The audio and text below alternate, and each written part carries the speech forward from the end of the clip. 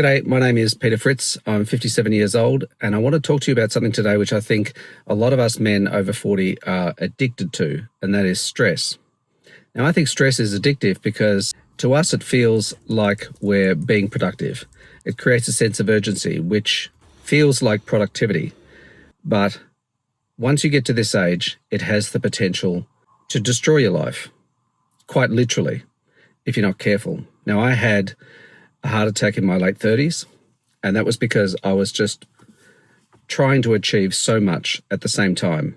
And to me, it felt like I was making progress on my goals, many of which in hindsight I realized were overblown, nowhere near as important as I thought they were.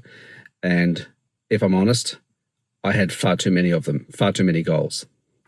Now, the reason why I think stress is so addictive is because, well, number one, like I said, it feels like we're making progress, but after a while, it also becomes a part of our identity. And few of us are willing to relinquish our identity.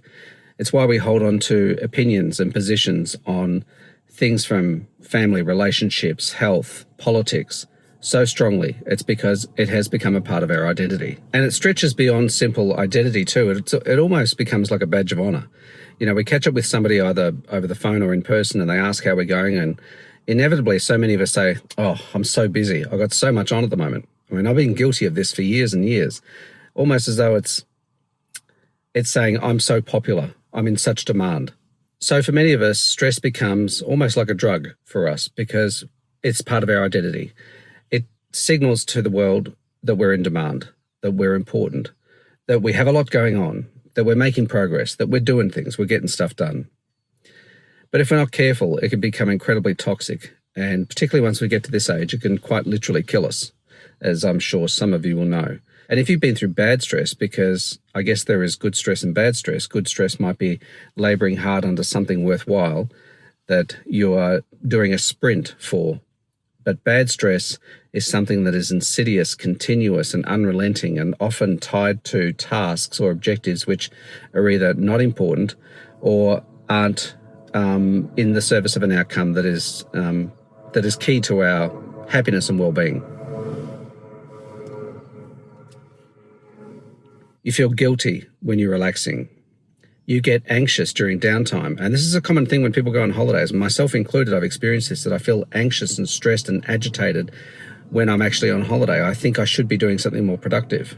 You have a tendency to say yes automatically to any task that is put in front of you. To any challenge that you're given by a client, you say yes automatically. And so you overcommit to the extent of the work that needs to be done or the urgency with which it needs to be done.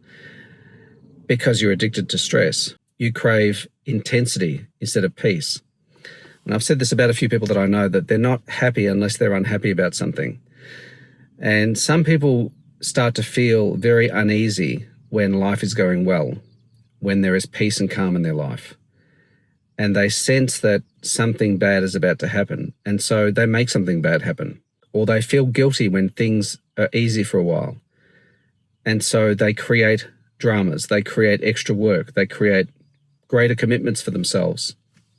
They start saying yes to things that they wouldn't normally want to say yes to because they're not used to this idea of things being calm and peaceful.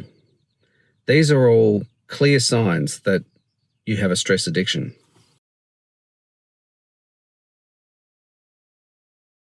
There is a lot to be said for getting up out of your chair, away from a computer, and just stepping outside in a different environment with real sunlight, with real fresh air, even if only for 5 or 10 minutes, just to break that cycle and reset your brain before you return to the task at hand.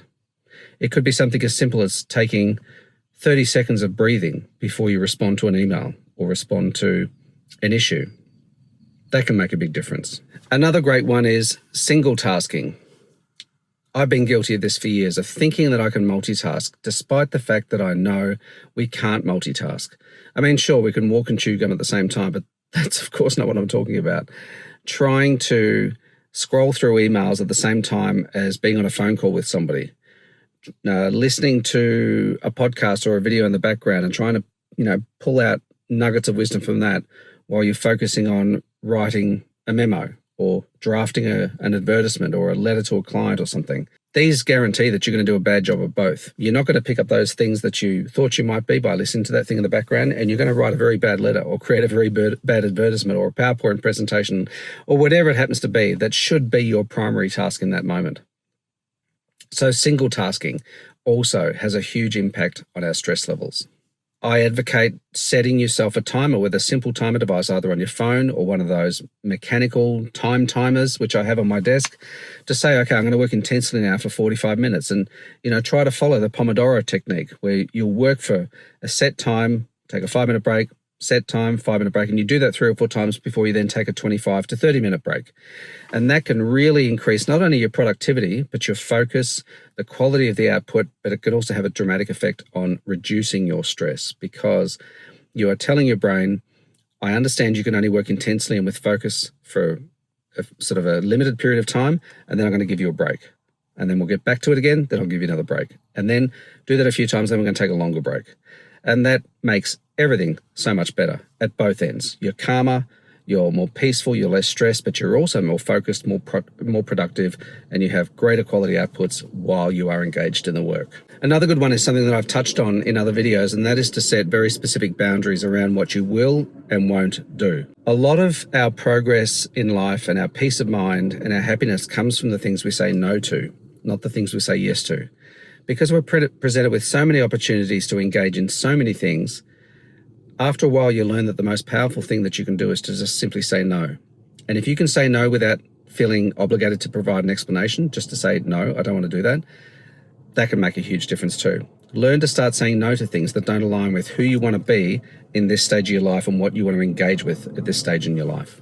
And the last thing kind of is similar to what I was saying before, but it's to reduce your obligation load, not just with work, not just taking on too much with work, but your obligations outside of work, with friends or associates or people that you feel obligated to do something for or to be there with or to events to, say yes to, and to cut as many of them as you can so that you have space in your life to breathe, so that you have room to just be.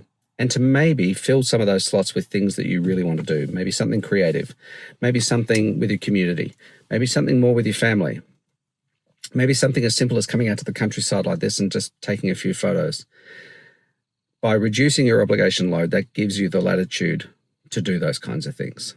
So the bottom line is you don't need a mountain retreat to learn to overcome these issues of stress. What you need is to shrink the footprint of aggravation on your nervous system so that it's not being pulled in 1,000 different directions all the time, and to replace urgency and intensity and apparent excitement or something that seems like excitement with peace and deliberate action and calm and space and focus and plenty of breaks in between.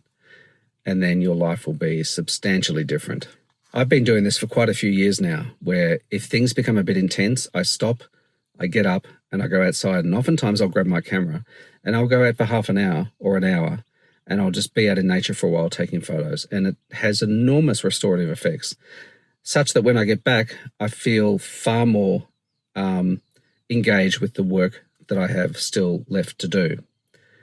Because I've listened to my body and I've listened to my brain and I've listened to the anxiety in my heart saying, slow down, you're going to kill yourself.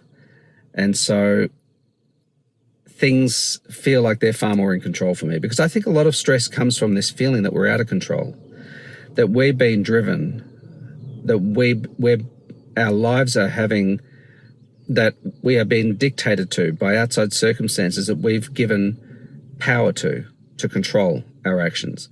When we take deliberate control back of the things we say yes to, the way we do things, the intensity with which we do them, the speed that we do them, the promises we make, when we start to take control back of all of those things, our life feels far more peaceful and balanced and aligned with who we are and who we want to become. It makes a massive difference. Because ultimately, when stress stops driving your life, it stops draining your life. And that can mean everything at this age. Anyway, thanks for watching. I hope to see you in the next video. Oh, and incidentally, if you're wondering why I'm always filming in my car, it's because for the most part, it's peaceful, it's quiet. I don't have to deal with outside noises and circumstances, even though there's often the odd car goes past or plane flies overhead, but that's why. So I'm not hiding from the world. It's just more convenient. Anyway, thanks for watching. Hope I'll see you in the next video. Bye for now.